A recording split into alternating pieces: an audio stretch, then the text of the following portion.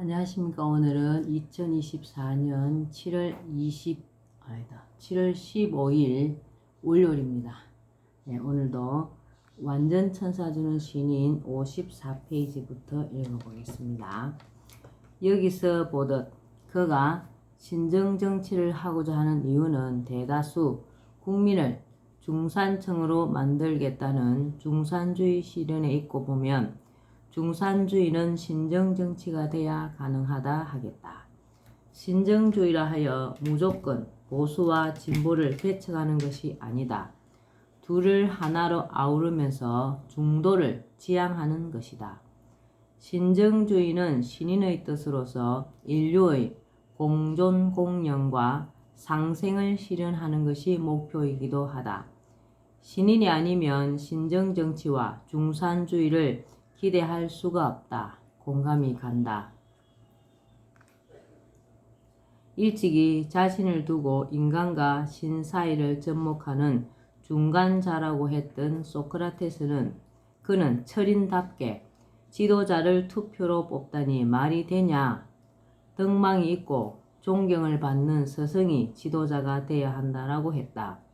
그가 위대한 것은 이 때문이며 이로 인해 세계 4대 성인의 반열에 오를 수가 있었다.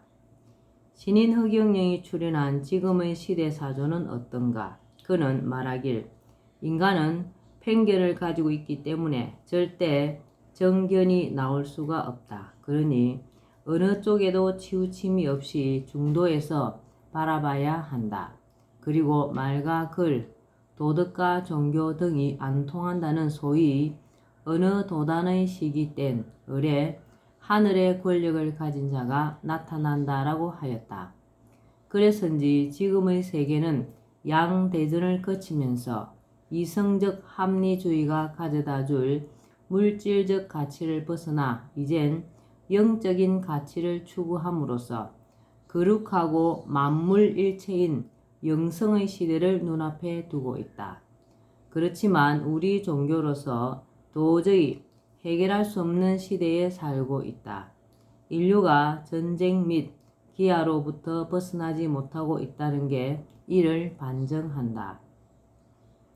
삶이 각박할수록 시대가 되는 것은 아무래도 현대의학과 영성의 접목이다. 그렇게만 된다면 더할 나위 없는 세상이 되지 않을까라는 생각이 든다.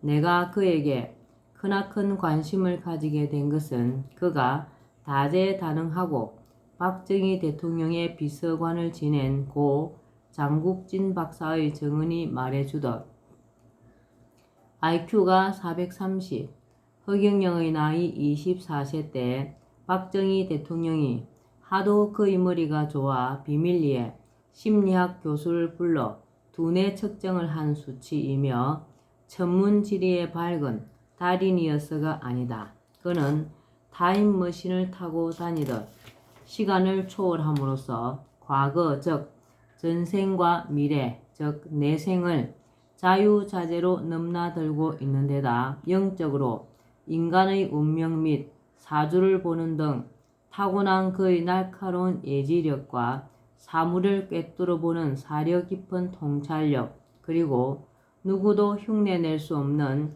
초인적인 흡인력 때문이다. 보통 사람이 이런 경지에 도달할 수가 있을까? 살아있는 전설이며 지구에서 362년 88일간을 머문다는 그는 이제 인간의 나이로 봐 고희를 넘어섰다. 그러나 지금 그의 얼굴을 보면 마치 성자와 같은 동안이고 몸은 10대와 같다. 그리고 그의 웃음과 편한 인상이 무척 인상적이다. 그러면서도 그는 좀채 화를 내지 않는다. 그렇지만 만약 그가 분노하면 강력한 카리스마를 가진 절대자 내지 심판자로서 하늘이 벼락을 내리치듯 무섭다고나 할까.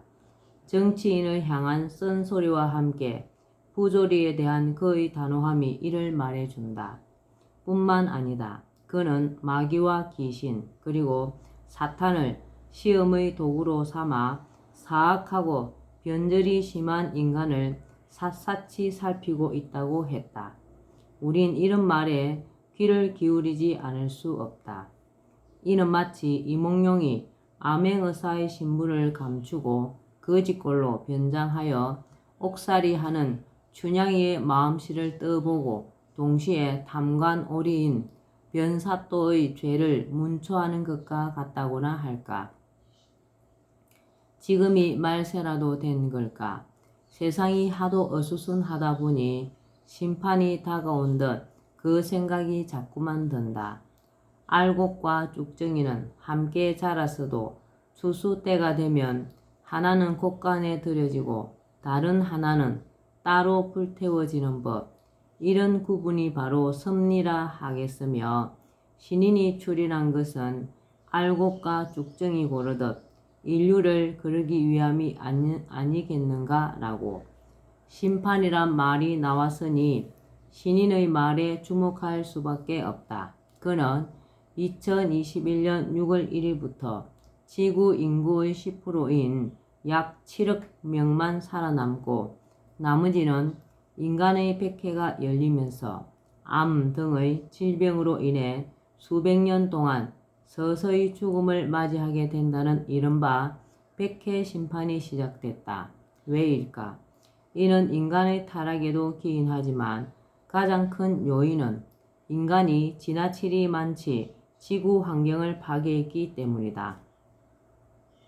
그런데 백해를 다치게 할 사람은 오로지 신인밖에 없다. 그러니 신체적, 정신적 건강을 유지하기 위해선 사람들이 불교의 주문인 나무아미타불을 찾듯 신인을 찾으라라고 타이르듯 말한다. 2021년 6월 1일부터 지구 인구의 10%인 약 7억 명만 살아남고 나머지는 인간의 백해가 열리면서 암 등의 질병으로 인해 수백 년 동안 서서히 죽음을 맞이하게 된다는 이른바 백해 심판이 시작됐다. 예언된 자. 미래를 내다봄으로써 선지자란 소리를 듣는 석가모니, 예수, 강정산 등등은 해인 시대의 이전에 왔다. 그러니 예언된 자들이 아니다. 오로지 보혜사인 신인만이 예언되었을 뿐. 그는 누구인가? 그는 대체 누구인가? 허경영이라 하면 그 유튜브가 말해주듯 어쩐지 그의 과거가 잔잔한 감동으로 다가온다. 그는 어머니의 뱃속에서 이성이 아닌 영성의 결합에 의해 서울 중곡동에 있는 중랑천, 옛날에는 중양천이라 함, 중랑천의 다리 밑 가만히 운묵집에서 소띠해인 1950년 1월 1일, 음력으로는 1949년 11월 13일 김해 허시로 태어났다. 신인을 축복하기 위해서인지 그 무렵 푸른 색채의 방광이 집안에 가득했고 이를 보고 많은 사람들이 기이하게 여기며 몰려들었다고 한다. 그런데 왜 그의 어머니가 경남 진주시 지수면 성산마을에서 혼자 서울에 올라와 하필 다리 밑을 거처로 삼았을까? 형무소에 수감된 남편의 옥바라지를 하려면 경비 부담이 크므로 오랫동안 머물기 위해선 그 길밖에 없었기 때문이다. 화두는 신비에 찬 신인의 영성 출생이 아닐 수 없다. 인간 사회에서 이러한 출생이 가능이나 한 것인가? 이에 대해 그는 도통한 스님을 예로 들며 인간도 그런 비슷한 출생을 하는데 신인이야 뭔들 못하겠냐고 반문한다. 일반 사람들은 이해를 못하겠지만 그가 말하는 인간의 변역 생사는 불가에선 들어있다. 얘기는 이러하다. 옛날 어떤 도통한 성녀가 전생의 업보에 의해 다시 태어나고자 하산을 결심한다. 마을로 내려온 스님은 아낙네들이 들락거리는 우물가를 찾는다. 마음에 드는 처녀를 골라 다시 태어나고 싶다는 말을 남기고는 그 자리에서 숨을 거둔다. 영문을 모르는 처녀는 당황한다. 이때 스님의 혼령이 처녀의 뱃속에 들어가 임신을 하게 된다. 이게 그가 말하는 소위 변역 생사가 아닌가. 여기서 보듯 인간도 이럴진데 하물며 신인이 어머니의 뱃속을 빌려 영성 출생했다 하여 전혀 이상할 게 없다. 그에게 얽힌 이라는 이뿐만 아니다. 그의 어머니는 6.25 사변으로 인해 산후병을 극복할 겨를도 없이 그가 태어난 지 6개월이 채 되지 않아 연고지인 진주시 지수면으로 거처를 옮겨야만 했다. 그의 어머니는 산후병이 심했다. 그는 어머니의 젖이 나오지 않아 동네 아낙네도부터 젖동량으로 클 수밖에 없었다. 그러던 어느 날 기적과도 같은 일이 일어났다. 그가 태어날 때처럼 집 주위로 붉은 색깔의 방광이 거세게 일자 마을 사람들이 불이 났다며 물동이를 들고 그의 집에 모여들었다. 다행히도 불은 아니었다. 집이 빈 것처럼 너무나 조용했다. 도무지 알 수 없는 신비에 찬 광채에다 예감이 이상해 마을 사람들이 방문을 열고 들어가자 그는 자고 있었고 그의 어머니는 숨져 있었다. 그가 태어난 지 3년 6개월 만이었다. 마을 사람들에 의하면 그의 어머니는 아들의 출생을 둘러싼 온갖 억척과 남의 집에서 신세 지는 등 애옥살이를 하는 게 괴로워 식음을 전폐하고 스스로 목숨을 끊었으며 광채는 여인의 죽음을 알리는 이적으로서 예사롭지 않은 징조라고 입을 모았다 한다. 의지할 곳이 없었던 그는 이때부터 입양아처럼 소작인 집에 양아들로 맡겨졌다. 그러나 친부모가 아니다 보니 얹혀 사는 것과 진배 없었다. 그의 나이 5살 되던 해 여름철 어느 날 농번기가 돼 주인 식구들은 모두 들판에 나가고 어린 그가 혼자 남게 됐다. 집 뒤는 논이었고 길섭은 작은 웅덩이가 있었다. 혼자 물장난을 치다 그만 웅덩이에 빠져 허우적댔다.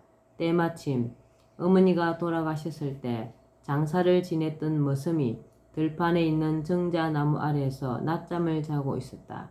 그런데 갑자기 어떤 여인이 머슴의 꿈에 나타나 웅덩이에서 머슴을 부르는 게 아닌가. 깨어난 머슴이 무슨 일인가 하고 뛰어가 봤다. 그가 물에 동동 떠 있었다. 물가에 눕혀놓고 물을 토하게 했다. 머슴이 아니었으면 그를 살려낼 수가 없었다고 한다. 그러고 보면 이는 보이지 않는 힘이 아니고선 도저히 일어날 수 없는 일이다.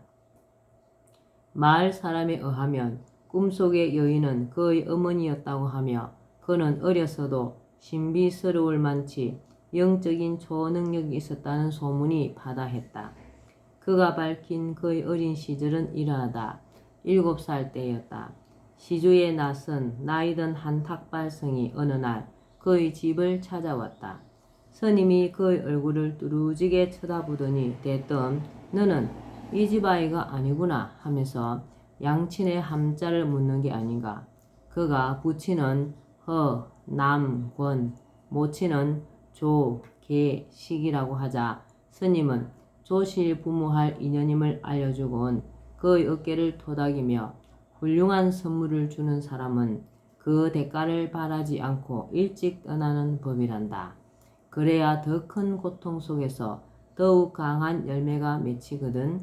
젊은 시절을 가난한 음지에서 보낸 사람이라야만이 고통받는 사람들의 가슴을 감동시킬 수 있는 거란다. 네 아버지와 어머니의 이름을 합쳐보면 남쪽 나라에 권세의 월계수를 심는 것을 허락한다는 뜻이어서 한 사람의 인물을 이 땅에 심어놓고 일찍이 떠나야 하는 이름이다 라고 말하였다. 그러면서 너는 지금부터 한문을 열심히 배워야 한다. 그리고 14살이 되면 지리산의 전기를 다 받게 될 터이니 그땐 서울로 올라가서 삼각산의 전기를 받도록 하라. 너는 세계적인 정치 지도자가 될 운명이다 라며 설법을 하듯 그의 손을 잡으며 신신당부를 하지 않는가. 그는 스님의 말씀을 가슴 깊이 새기며 자랐다. 머슴의 상징인 지게는 6살 때부터 다뤘다 한다. 제대로 먹지 못해 지게가 몹시도 힘에 부쳤고 버거웠다. 그는 나이가 아무리 어렸어도 남의 집에서 밥을 먹다 보니 지게를 멀리 할 수가 없었다. 나무를 지고 십리가 넘는 길을 걸을 때도 있었다. 소띠인 그는 송아지를 애지중지 키우며 시간을 보내는 날이 많았다. 추운 겨울이면 외양간에서 송아지를 끌어안고 자기도 했다. 그런 과정 속에서 그는 어렵사리 서당을 거쳐 초등학교를 졸업했다. 서당은 무려 7년간이나 다녔다. 그래서 한문, 서적, 50여 권을 다 배울 수가 있었다. 그러나 머슴살이로 인해 다른 아이들처럼 중학교는 다니지 못했다. 혀를 단시는 그로서는 마음이 착잡했다. 그렇다고 불쾌함을 드러내거나 불평을 하지 않았다. 마을 사람들은 한결같이 그를 보고 인사성이 있고 예의가 바르며 총명하고 부지런하다며 칭찬을 아끼지 않았다. 그가 유년 시절을 보냈던 지수면 승산 마을은 이웃한 지수 마을과 함께 꽤나 이름이 있는 곳이었다. 이때부터 김해허씨가 많이 살고 있는 집성촌이었고 만석군, 천석군 등 유달리 부자가 많았다.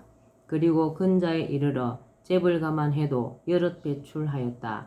진주시 문산읍 옥산리 419의 1에 위치한 그의 정조부 묘는 풍수지리상으로 세계적인 황제가 나올 수 있는 명당이다 보니 소문을 듣고 전국에서 많은 사람이 찾아오고 있다. 특히 지수면의 경우 비록 조상대대로 삶을 이어온 터전이자 풍요로운 곳이기도 했지만 머슴으로 있으면서 자기가 어릴 적부터 애지중지 기르던 소가 강제로 도살장에 끌려가 무참히 도륙당하는 것을 목격하고는 양아버지와 마을 사람들이 할 것 없이 정나미가 떨어졌다.